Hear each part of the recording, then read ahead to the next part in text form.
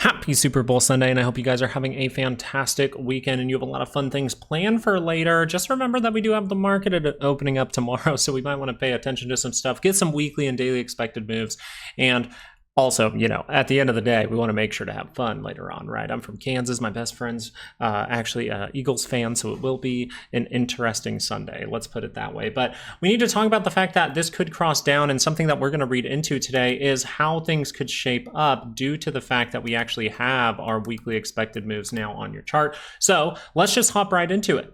On Saturday, we were talking about how we do need to be concerned if we get some confirmations that this could be a confirmation of, hey, this might be a potential major top once we do see that daily actually cross down on the MACD. We have gotten confirmation according to the price action and the RSI. But just to note, you are in a bullish trend overall. Like, you are still within this channel. This is one of the biggest bull runs in history, truthfully. And so we need to be paying attention if this thing tricks you and whips back around. And that's where we can pay attention to weekly expected moves. As you can see, 612.55 to the upside and 588.99 to the downside. Now, when I'm reading into these weekly expected moves, a lot of times I want to do this. I'm like, okay, if we would be bullish by the end of the week, let's say we're going to be, say, bullish by the end of the week. Well, what does that mean? Does that mean that we want to get to that level early on in the week? Because if we get to that level early on in the week, we have seen enough volatility that we could experience some kind of trap. So what we're really looking for to end up bullish by the end of the week is maybe some reactions down in these areas that end up with us pointing in the upward direction on Friday. So it would mean, hey, maybe I should expect some turbulence if I think that this is going to end up in the bullish direction, or if I'm just paying attention to that scenario. The other way that we'd look at it is if this gets a little bit too excited early on, right? If we get too excited early on in the week, that could be a problem. So let's go into a 2-hour chart here. And what we would normally be paying attention to, if it's pretty much, if the first move is bearish, then by the end of the week, you could end up bullish. If the first move is bullish, you could end up bearish by the end of the week. So that's kind of how I'm reading into it at this point, but we do have those levels up for you. And we have daily expected moves, 606.12 to the upside, 595.42 to the downside. So right away, you're looking at that 2-hour, it's pointing down, suggesting that it could even go negative. It's about to do that. If we are going to see that go in the downward direction, we'd pay attention to that daily expected move. And if you're going negative, it is pretty good probabilities that you're going to go test 588.99, which we know that 590 has been a huge put wall for a while. So 590 is where we'd be paying attention. Now, as we look forward into this, that means that, hey, maybe we need to look for, can we get some kind of bounce on Monday? And weirdly enough, this 30-minute is really close to the center line. Now, we don't look at the tiny time frames very often.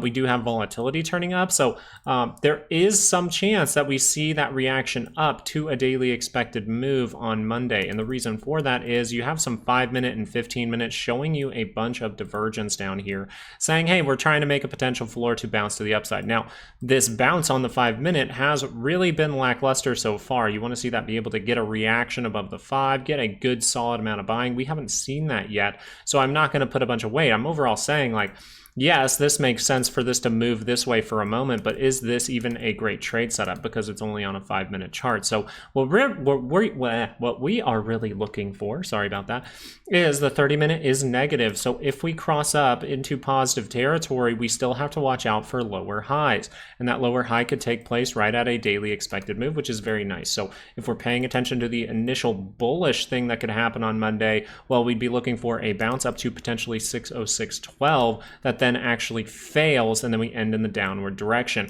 This actually would line up with the fact that Jerome Powell is talking this week on, I believe it starts on Tuesday. So if you see positivity on Monday and then you see that start to drop off, well, we'll be paying attention to potential downside and looking for divergences down here as well. So to really clear it up, it's like, hey, bullish early on in the week, hey, that makes sense because if we can cross up this, we can target that daily expected move. But as of right now, that is turned down. You have no confirmation of that. You just have 5-minute divergence. And you have a 2-hour chart that is crossed down as well. So as of right now, as the price action stands, the downside direction would be a likely thing for the 2-hour to get to before we actually see some kind of bounce. You look at the Qs on a 5-minute and you go, hey, that's some pretty sturdy divergence, and you have okay divergence for the Qs, right? I don't think this is like phenomenal divergence by any means, and it's on a 5-minute chart, and really you're flagging again on this 5-minute chart, so it's not the best look. But if the 30-minute was able to cross up, we could pay attention to 528.75 for Monday. That is our daily expected move. We have a 68% chance to land in here, 32% chance to see something crazy. As of right now, if that 30-minute curled up, that's where I'd be looking, but the 30-minute is crossed down, so downside is what the price action is telling us. Continuation is what it's telling us as of this moment. We have not seen those curl up, so I don't want to react too early and try to guess, right? I don't want to try to guess. So if this 2 hour is going to go even deeper into, say, negative territory, we would start to pay attention to the downside 517.09 for the day, and we'd pay attention to 509.66 for the Qs for the week. And let me turn this on so you guys can see this in the background. But so for the Qs here, 2 hour is pointing in that downward direction. We actually noticed that we came to an equal level up here, so it could even invite the potential for a double top. I don't think you'll see that too well from the indicators here because these closings are lower, but for the most part, this could still be a double top, and we could see something crazy if we cross over the daily chart and see that continued price action. So we are seriously going to pay attention to reversal signals here and here to see what is going on with this market throughout the week. But just so you know, the 2 hour is pointing down, the 30-minute is pointing down, and the daily looks like, hey, that might cross back down. So we will be paying very serious attention to 509.66 and then seeing if we can catch some ground for there and see if there's any kind of trap setup in case we actually turn to the upside. This market is really ripping people back and forth, so we want to be aware if it's going to continue to do so. If it does confirm on a daily chart, yeah, we'll take that seriously, but if we see reversal signals, let's watch out if those confirm, because right as people get really bullish, it seems to go bearish. Right as people get really bearish, it seems to go bullish. You're in a rip around kind of market right now. And this is where you see that rejection from Apple as of right now. So that's kind of a big deal because this could invite some kind of move to the downside. So we'll be paying attention to that. The big thing here is if the daily crosses down, and this is why we're going to be paying attention to reversal signals.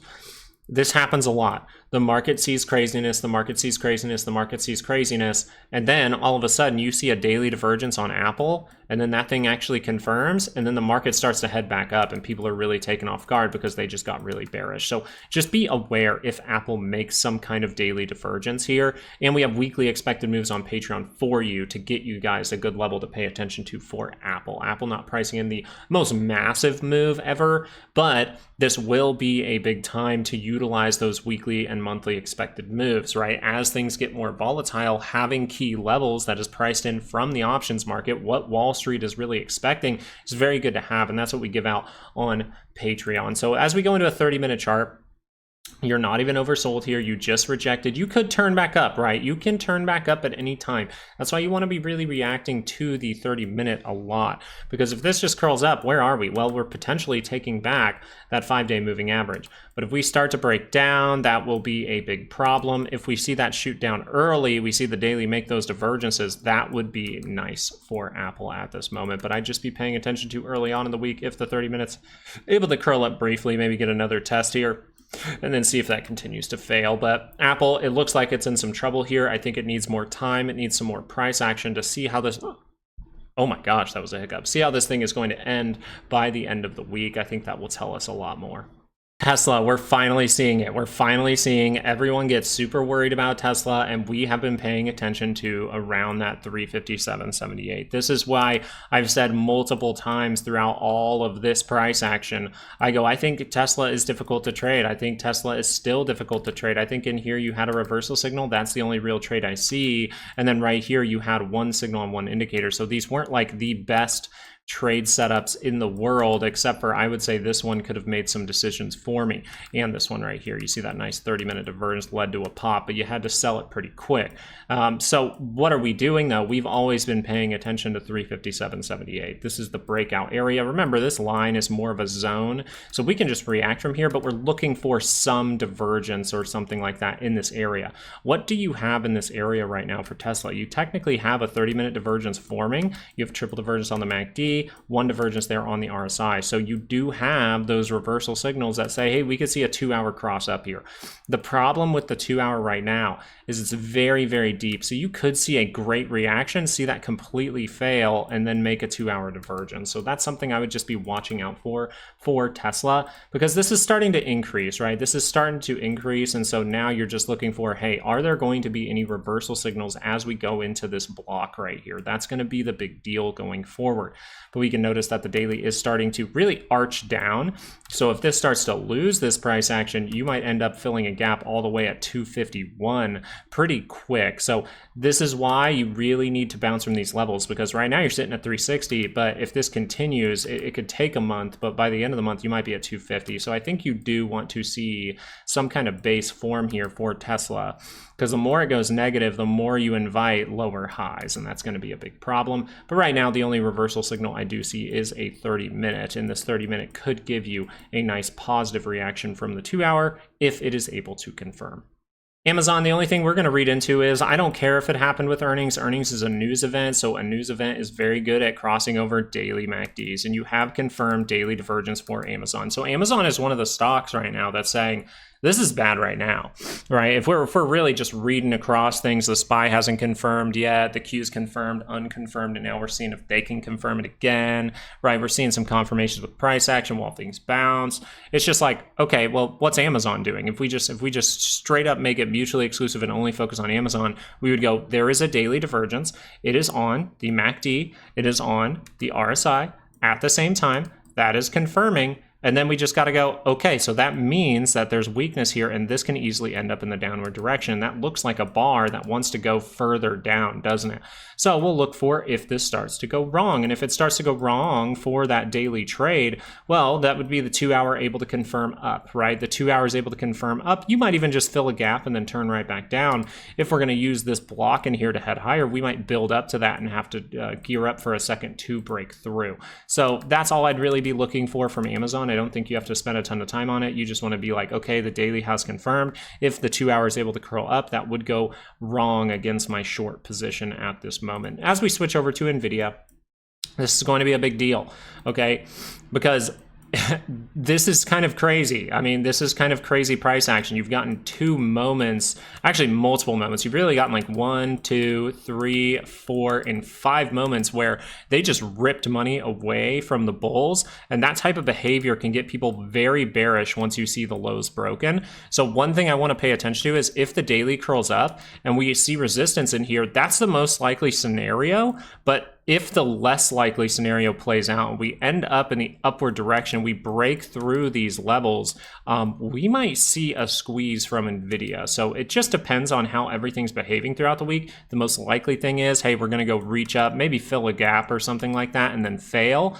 Right? Maybe we can connect these and see if we go test those levels and then fail up towards 140, 112. But if we're able to really break through and continue that positivity, I think that would be a big deal from Nvidia. And I don't think a lot of people would see it coming. And I think that might even invite a squeeze, as I assume people will think shorting at these highs is a good idea. And we've already discussed how that's not necessarily a great decision. You can be right, but the time that you are wrong, you'll be convinced, oh, it's going to happen again. And then you're very wrong. So just be careful making those type of decisions in these areas. We were aware of weekly expected moves. We were like, this is not somewhere we want to go long. And we're glad we didn't because of all the selling, but it's not necessarily a like easy short opportunity, right? It looks like an easy short when you look backwards, but when this was actually happening, we were just saying, hey, you hit a weekly expected move, there's no reversal signals, so this easily could remain flat, back off a little bit, and then just turn back up after filling a gap. Yes, it saw something bad, but there just weren't enough reasons to short, and I'm worried that some people are going to try to short this as we hit these levels, and then it's just going to be a simple retest and we curl up. And then those people might be underwater and we might see ourselves some kind of short squeeze. But just to reiterate one last time, a daily going up and actually confirming a lower high is the most likely scenario, I think, for Nvidia at this point. Now, the 2 hour is not overbought. The 2 hour is taking back the 5. All of this looks positive. So as of right now, the 2 hour is pointing in that upward direction. This could back off a retest of the 5 at any point. But just note that if that turns up, we want to watch out for divergences and things like that in these areas. Meta, this is something I'm really thinking is going to start to pull back soon. I mean, you look at that 2 hour, you're going, there's divergence all across this. Now, we've seen multiple times where this type of behavior leads to one spike down and then it just goes right back up. So just, you know, you got to be watching because these type of moves are difficult to short. This is overall just being held up, held up, held up. It's not seeing any weakness, but you can see how the daily chart is like the highest the reading on the MACD has been, except for once. You're starting to match the highest level of the MACD it's ever gone. You're starting to see the extreme levels on the RSI that, yes, we can push through those levels, but a lot of the time, this is where we start to see weakness. So this is what I'm paying attention to for Meta. And it's kind of like, why is Meta, why is Amazon telling us, like, why is Meta saying, hey, I could fall off a cliff? And then why is Amazon saying, hey, I'm potentially going to fall off that cliff right now, right? We have two of those type of things talking to us. And we just have to say, okay, well, let's just look at the chart by itself and go, hey, is this a great place to go long? Well, potentially no, at least not for the long term, right? We would more likely need to see a daily pullback, daily sideways price action before seeing that break to the upside. Get this MACD down by that center line to curl up into positive territory, just like we did back here in the past, right? We're talking about maybe it needs one of these type of moments, or even one of like a little bit lackluster, just one type of moment like this to curl down for a little bit and then cross back up into positive territory, break through resistance, and everything can be good again. This is where positivity can come in early on in the week. I mean, we look at something like Microsoft, we see the 2 hour divergence. It's a rejection divergence at this moment. If you want to make it look a little cleaner, you can go to an hourly chart. And if that actually confirms, that's where I'd be like, okay, we're probably going to make an attempt to go back up into this zone right here. But what is up there? Sellers could be up there. So as we look at the daily chart, it's going negative and negative, and it's pretty low here. So if we get that reaction up and this backs off and it doesn't just get a simple retest and then keep going, or we don't see strength at retest in that zone, this could be a problem for Microsoft if it rejects from these areas and just crosses through these lows, because you're starting to break through some key things here. And ultimately, if you start to lose 393.20, I think you maybe could get a little bounce from 365, but you might end up all the way back to 338.08 pretty quick. So I think you got to be careful in these areas, but you have to notice as well that you are seeing some stocks show some potential strength, and maybe it is kind of an individual name type thing right now, because we're trying to read into Amazon and Meta, but we're looking at other stocks like Nvidia, Microsoft, and other ones that look like, hey, we're getting some possible basing out or strength right now. So we could just be in a scenario where other things are going to move back and forth differently from chart to chart, and that's a big deal. But for Microsoft, 2 hour divergence, 1 hour divergence, if that would really confirm and take back the 5 and take back the 9, I think you're going to see a test of something like 425. And my goodness, AMC, if you've ever seen a hourly double bottom, I mean, that's pretty much the best you're going to get. You even got that to slightly confirm. We're slightly seeing some resistance at the 5. Notice this, though.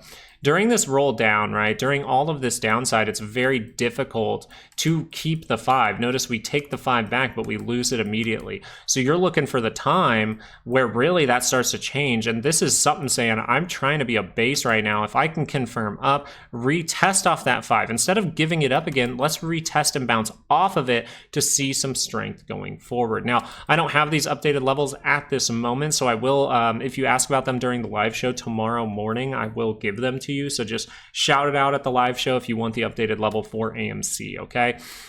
This is something I really want to pay attention to. I think this has enough gear in it to actually see some positivity from the daily chart. We are seeing the daily chart start to curl up, which is a good thing, but the price action, at least the MACD and the RSI, trying to cross that signal line. But really, you want to see, the most important thing is price action, right? You need the price going up, which means you need to see that price close on the daily above the 9 and above the 5 for AMC. As we click over to GME, we're testing that 200. I think the MACD is still in a position where you can see a good move, but you got to be open to lower highs. A great thing to do would be to react to somewhere in these wicks and then see that back off for a moment and kind of get a little head and shoulders in here. I think that would be a great thing. We have not seen the daily price action kick in at all for GME. We're erasing a lot of the divergences that we created on the 2 hour, which is a problem, but we're also not, you know, getting rid of the tapering, right? We're still holding that tapering, and that's what we talked about a little bit last week. Once again, we'll give you an updated level if you ask during the live show tomorrow. I got to update them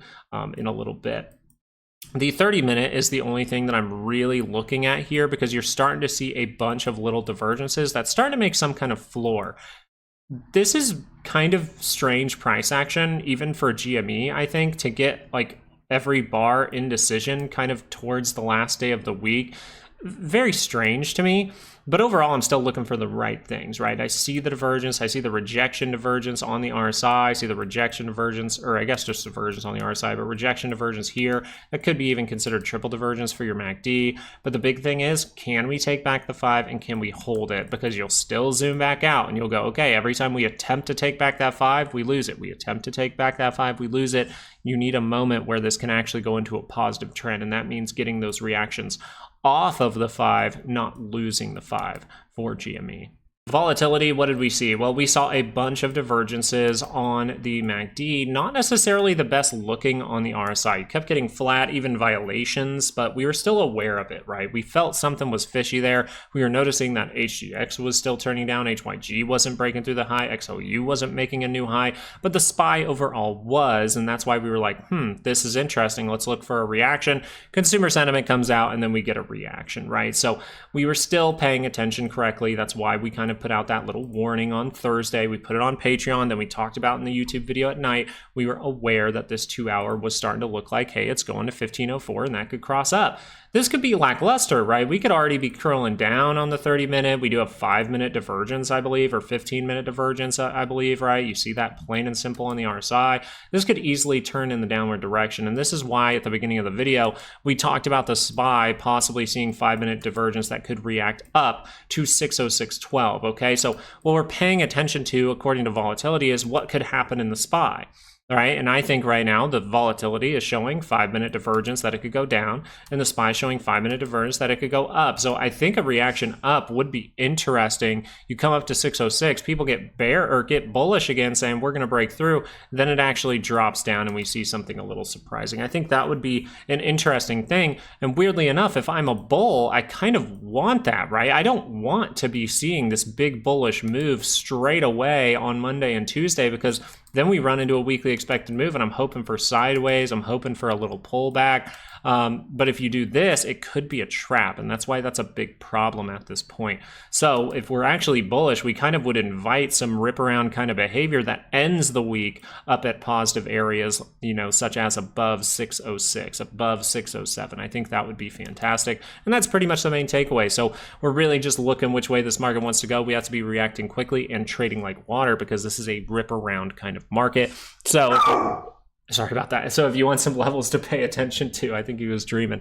If you want some levels to pay attention to, the weekly expected move is there for you. Thank you guys for watching. I hope you guys have a great time with the Super Bowl. I know my boys are starting to get excited because they're ready for the game. So peace out.